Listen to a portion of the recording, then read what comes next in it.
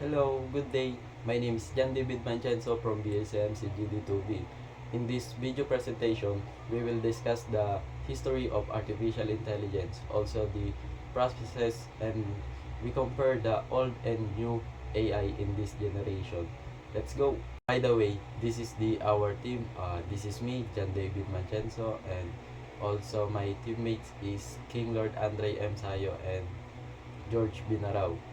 First thing first is, what is AI?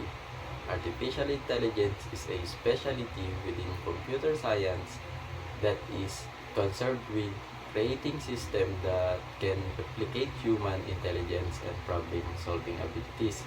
They do this by taking a myriad of data, processing, and learning from their past in order to streamline and improve in the future.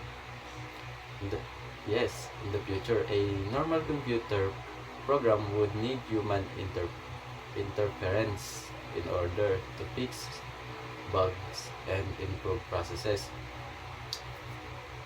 Yes, AI is said to be a broad of branch of computer science that involves creating machines that can learn, make decisions, and perform human-like tasks. Advanced AI machine can learn and grow on their own, independent of human intervention. The machine, of course, when we say machine, they are not the only that are seen in the factories. The machine, because what is around us. It will just give an example here. The cell phone or the gadgets or the ones you see in the Jollibee or McDo, they is a big one screen, you big one screen, and that's where you order the food. Even the CCTV is an example of the machine.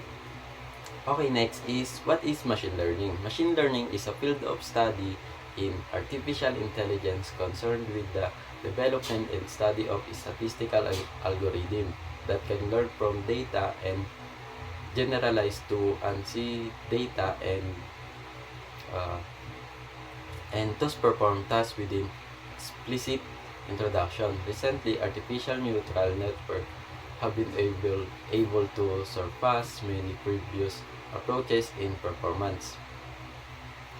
Yes, the machine learning is a subfield of AI which broadly refers to a ability of a machine to imitate human action and behavior. Yes, for this time we will proceed in the history of artificial intelligence. The idea of artificial intelligence go back thousands of years to ancient philosophers considering questions of life and death. In ancient times, inventor made things called automatons, which were mechanical and moved independently of human intervention. The word automaton comes from ancient Greek and means act of one's own will.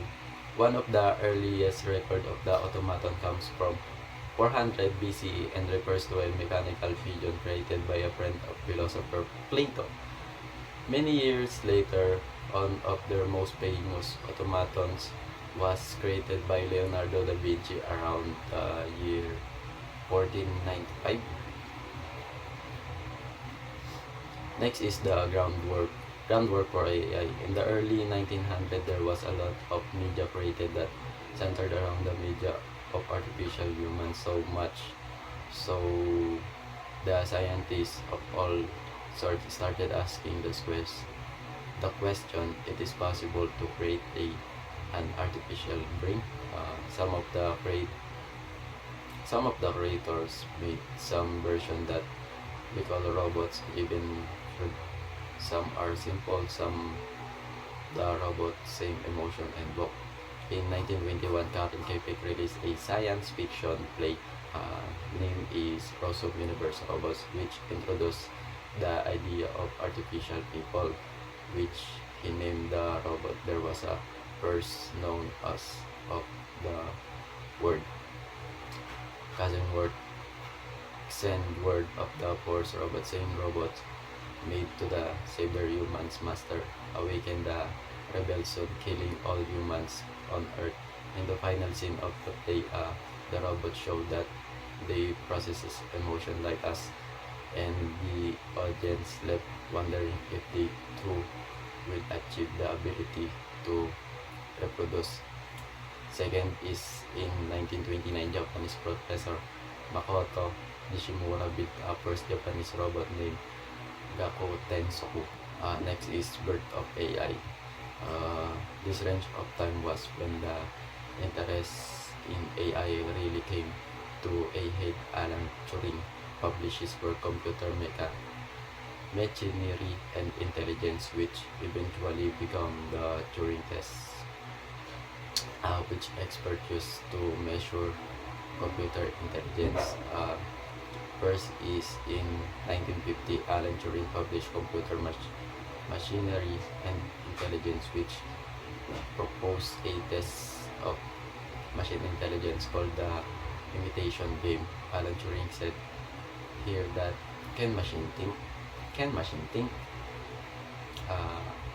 It is said that machine cannot think intelligence like human.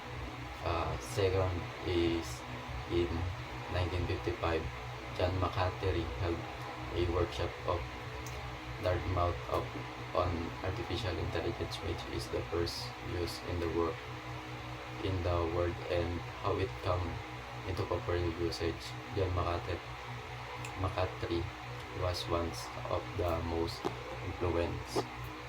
influential people in the field. He is now the father of artificial intelligence, become his fantastic work in computer science and AI. McCarthy coined the term artificial intelligence in the 1950s. Okay, next is the AI maturation. The time between when the phrase artificial intelligence was created and the 1980s was a period of both rapid growth and struggle for AI research. The late 1950s through the 1960s was the time of creation from programming language that are still in use to this day. The books and film that explore the idea of robots AI become a mainstream idea quickly. First is 1959. Arthur Samuel created the term machine learning when doing a speech about teaching machines to play chess better than the human who programmed them. Second is 1961. The first industrial robot Unimate started working with the assembly line at General Motors in New Jersey, thus with transporting the casing and welding parts of car, which was deemed too dangerous for human. Okay, next is AI boom. Most of the 1980s show a period of rapid growth and interest in AI. Now labeled as the AI boom, this came from both breakthrough in research and additional government funding to support the researcher. Deep learning techniques and the use of expert system become more popular, but both of which allow computers to learn from their mistake and make independent decision. First is in 1985, the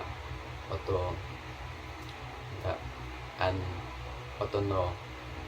autonomous drawing program known as Aaron is demonstrated at the AAAI conference. Second is 1986, Ernst Dickman and his team at Boundless Universe in Machen created and demonstrate the first driveless car or robot car. It could drive up to 55 mph on roads that he didn't have other obstacle in human drivers. Okay, next is the AI winter. As the AAAI warned, an AI winter came. The terms describe a period of low consumer, public, and private interest in AI, which leads to decreased research funding, which in turn leads to few breakthrough. Uh, this AI winter came about because of some setback in the machine market and expert system, including the end of the fifth generation project, cutback in strength computing initiative, and a slowdown in the deployment to expert system. In 1988, a computer programmer named Rollo Rollo Rollo Carpenter invented the chatbot Jabberwocky, which he programmed to provide interesting and entertaining conversation to human. Okay, next is AI agent. What is AI agent? Despite the lack of funding during the AI winter, the early 90s showed some impressive strides forward in AI research, including the introduction of the first AI system that could beat a reigning world champion chess player. This era also introduced AI into everyday life via inventions such as the first Romba, the first commercially available speech recognition software on the Windows computer. First is the 1979 Deep Blue, developed by IBM, with the world chess champion Garry Kasparov in highly published match, become the first program to beat a human chess champion.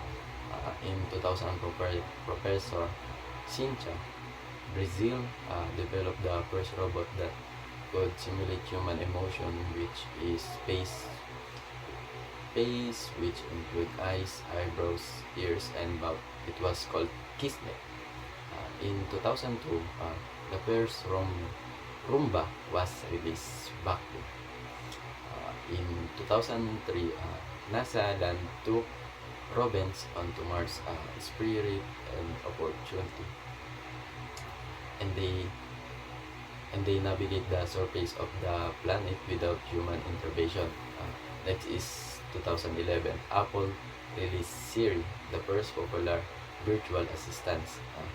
Also included in the AI agent is in 2006 the company Twitter, Facebook, and Netflix started utilizing AI as a part of their advertising and user experience algorithm. And last is in 2010, the Microsoft launched the Xbox 360 Kinect, the first gaming hardware designed to track our body motion and translate it into game directions. Okay, and the last is the artificial general intelligence, that bring us the most recent development in AI. Of the present day, we've seen the surge a common used AI tools such as virtual assistants, search engines, etc. This time period also popularized deep learning and big data. First is in 2016, Hanson Robotics create a humanoid robot called Sophia, who becomes the first robot citizen, and was the first robot created was a realistic human appearance and a ability to see the replicate emotion as well as communicate. In 2020, OpenAI started beta testing GPT-3 model, that use deep learning to create code, poetry, and other such language and writing tasks. While not the first of it is the first that created content almost indistinguishable from those created by humans. Thank you. Thank you sa magandang discussion, Mr. John David Mancenso. Ako nga po pala si Ingrid Andre Ensayo at i-discuss ko sa inyo ang process at ang functions ng AI at ML. Simulan natin sa AI. What is required to build the AI system? Ano nga ba ang mga kailangan natin para makagawa ng isang AI system? May 8 tayong steps na ginagawa para makagawa tayo ng isang AI. Step 1, identifying the problem and defining goals. Siyempre, kailangan natin i-identify yung problema at ang goals natin. Ano ba ang problema at goals? Mahalaga ito para malaman natin kung sino o ano ba ang dapat natin, kung sino o ano ba yung target natin or target ng AI para magawa ng maayos yung AI. Step number 2, data collection and preparation. Sa step number 2, kailangan natin ng taas na dataset collection para maayos ang pagka-presentation ng AI na gagawin natin na para walang error or maging perfect ito. Step number 3, selection of tools and platforms. Kailangan din natin ito para maging maganda at maayos ang mailalagay nating tools at platforms para maging perfect ang paggawa ng AI natin para sa goals natin sa mga target. Step number 4. Algorithm create or model sections. Kailangan din natin to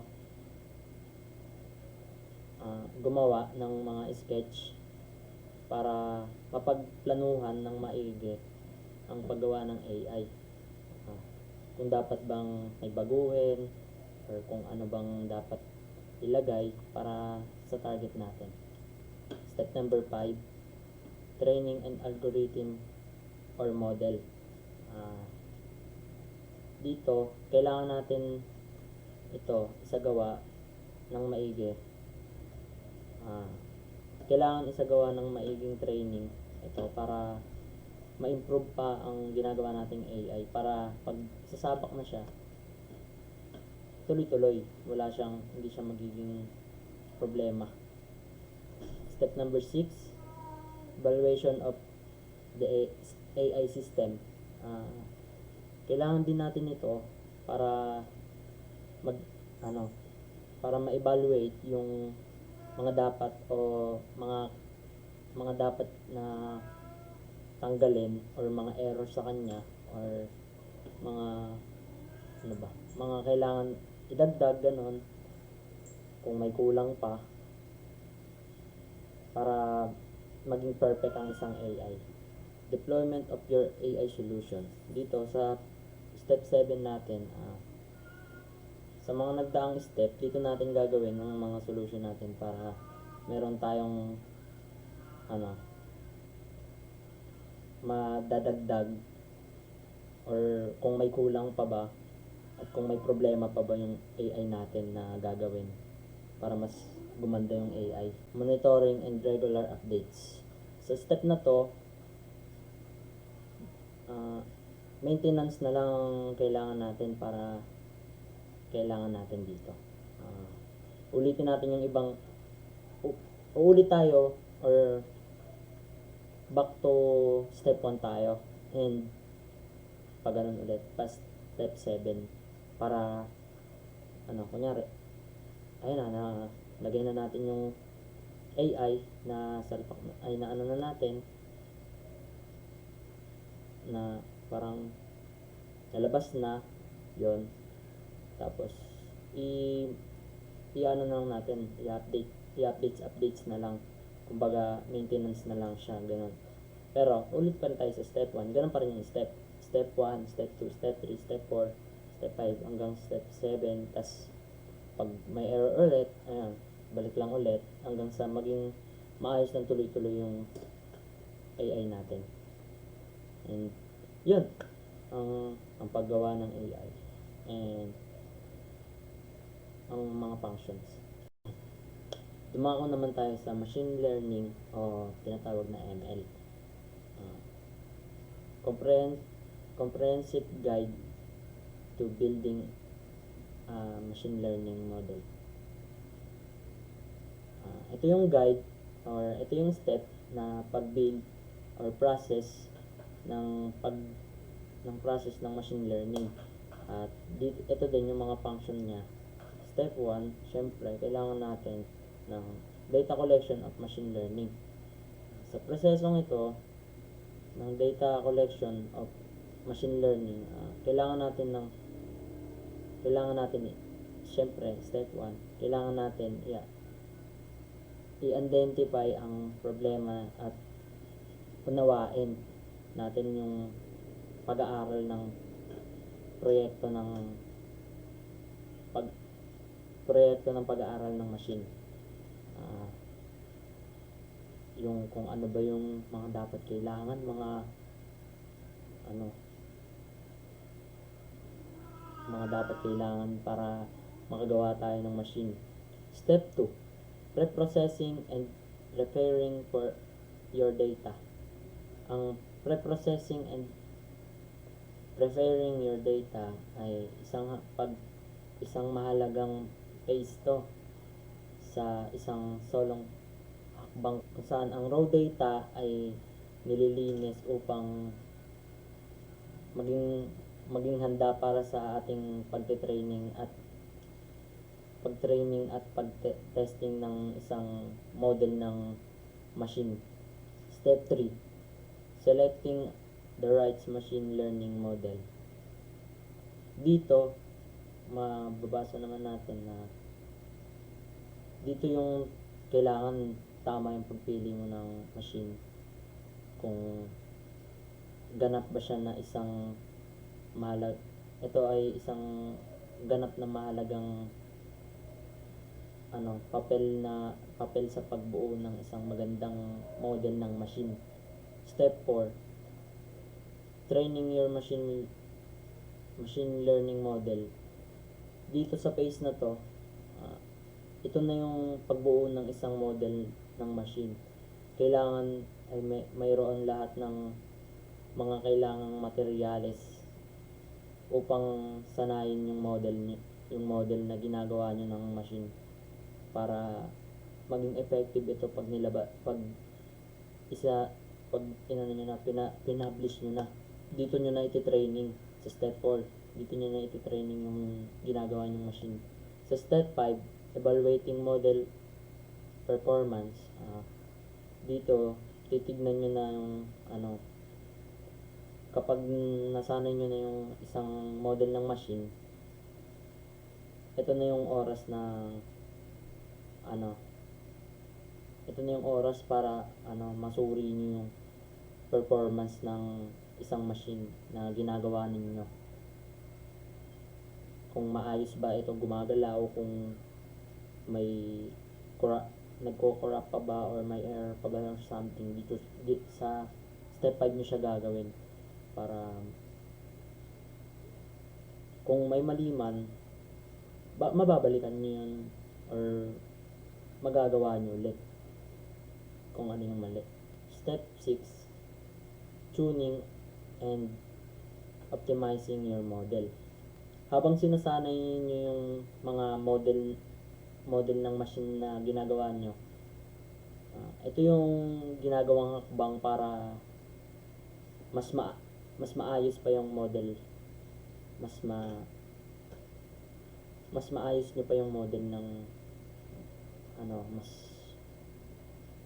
mas advanced pa or mas maganda pa dun sa nakaraang nagawa ng machine.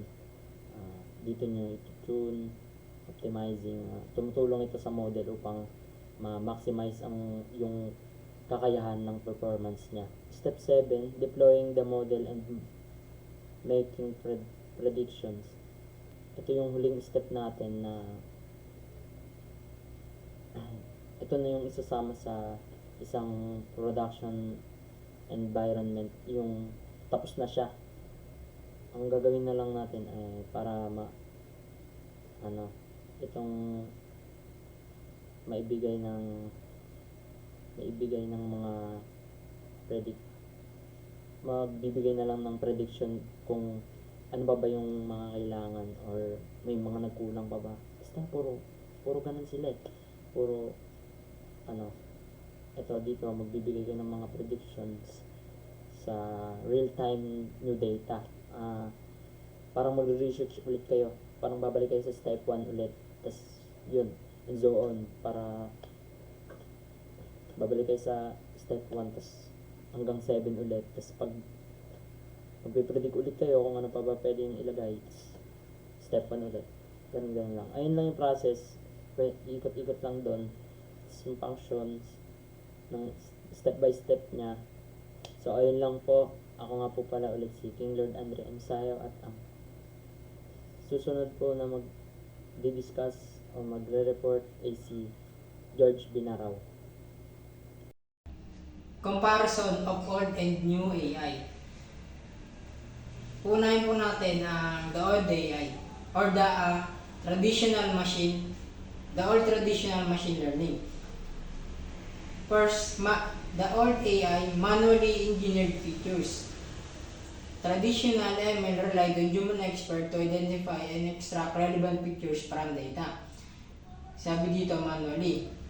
Bakit sinabing manually? Dahil kailangan nito para siguraduhin tama ang magiging resulta ng mga data.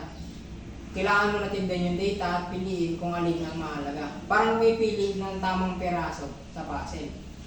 Second, old AI has a limited scope. The approach was often constrained by the knowledge and biases of the human expert. Sabi dito, limited scope. Bakit? Dahil kung hindi nila alam ang isang bagay, baka hindi nila mapansin na mahalaga pala ito. Dahil ang pagpili ng mga expert ay based sa kanilang alam at nakikita lang. Kung ano lang yung alam nung AI at kung ano lang nakikita ng mga expert. Lastly is yung slow and iterative. Sabi dito, the process of feature engineering was time-consuming and required constant refinement. From the word itself, slow and iterative, mabagal, at paulit-ulit ang proseso. Kaya maraming kailangan i-process dun sa data. Bakit? Dahil para siguradong tama, kailangan maraming beses na ulit-ulitin, maraming trial para maging tama yung data na pumapasok doon sa AI. Ayun ang old or the traditional machine learning. Next naman po tayo sa malalaman natin ang pagkaiba ng new at old. Next natin is new AI or the deep learning. First is the new AI as a automated feature extraction. Sabi dito, deep learning models can automatically learn and extract the most relevant features from raw data. Bakit sinabing ganon? Dahil sabi dito na kapag tinitignan ng mga AI ang larawan, alam nila agad kung anong mahalaga sa loob nito. Yung mga makabago, kumbaga titignan mo, i-scan mo na lang, makikita mo na. Walang kailangan sabihin, sila na mismo alam kung anong mahalaga sa pinakita ng larawan or sa sinabi mo na command dun sa AI. Pangalawa is yung scalable and adaptable. Ang new AI, deep learning excels at handling large-scale, complex dataset and can adapt to new challenges. Scalable. Sabing scalable, kahit gaano kalaki ang gawain o kahit gaano kahalaga ang update dito, kaya nilang gawing mas mabilis or ma-adapt agad nila. From the word itself that adaptable, mabilis. Kumbaga hindi sila napapagod. Next, pangatlo, leveraging massive data. the deep learning or the new AI thrives on abundant data, using it to create highly accurate and robust model. Pag sinabing leveraging massive data, alam nila lahat ng impormasyon, kaya sila ay sobra talagang mabilis yung approach nila, matalino yung AI na sa panahon natin ngayon. Kagaya ng isang kaibigan mo na talagang alam lahat. Ngayon, bakit mas magaling yung mga robot or ang mga AI? Una, kasi sila ay agad na nakahanap ng mga mahalagang information. Alam na agad yung AI yun. So ngayon, alam na natin yung pinakaiba ng old at new. Pero isa-summarize pa rin natin ito. Bali, ang old AI is the traditional machine learning ay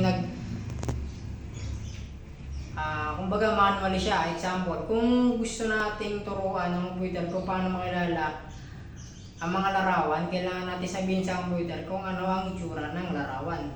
Ito ay maaaring magtagal ng maraming oras at pwedeng magkaroon ng mga pagkukulang dahil sa kulangan ng kaalaman ng tao. Tapos sa bagong AI naman, sa deep learning, kahit hindi na natin kailangan turuan yung computer, kumbaga automatic na kasi nga yung AI na. Ang deep learning ay kayang mag-aral ng mula sa mga datos ng automatically na siya. Halimbawa, gusto natin yung computer, gusto mong turuan yung computer kung paano makilala ang mga larawan, pwede na natin ipakita lang sa kanya, kumbaga ipapa-scan. Katulad na lang ng Google Lens na automatically na mahanap mo kung ano ba yung hawak mo. Ayun yung pinagkaiba nila ng old tsaka new. Kumbaga yun yung ngayon talagang upgraded. Ayun lang yung pinagkaiba ng old AI sa new AI.